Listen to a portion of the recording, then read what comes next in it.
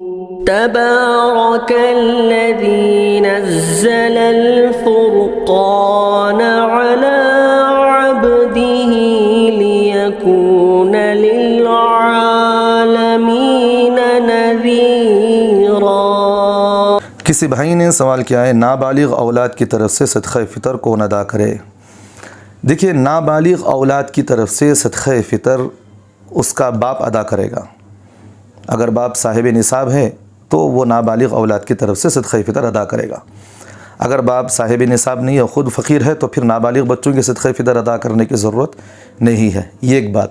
اور دوسری بات، بعض مرتبہ ایسے ہوتا ہے کہ ایک بچہ پیدائشی طور پر وہ مالک نصاب ہوتا ہے، جیسے پیدا ہو گیا، خوشی میں کوئی والدین اس کے رشتہ دار کوئی لا کر اسے لاکھوں روپے کا ایک ہار ڈال دیے سونے کا، یا کوئی نہ کوئی چیز اسے دے دیے جس سے وہ مالک نصاب ہیں، 52.5 تولہ چاندی کی قیمت کے بقدر وہ مالک ہے خود وہ، تو اس وقت اس کے مال سے صدقہ فطر ادا کیا جائے گا۔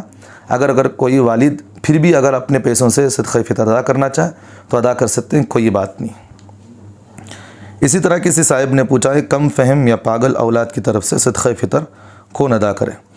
اگر کوئی اولاد کم فہم ہو یا پاگل ہو تو اس کی طرف سے صدقہ فطر اس کا باپ ادا کرے گا، چاہے وہ کم فہم اور پاگل اولاد بالغ ہو یا نابالغ، تو اس کی طرف سے صدقہ فطر اس کا باپ ادا کرے گا۔ اگر کم فہم اور پاگل لڑکا جو اولاد ہے اس کے پاس اتنا مال ہے کہ وہ خود صاحب نصاب ہیں، تو ان کے مال سے صدقہ فطر ادا کریں، نکالا جائے۔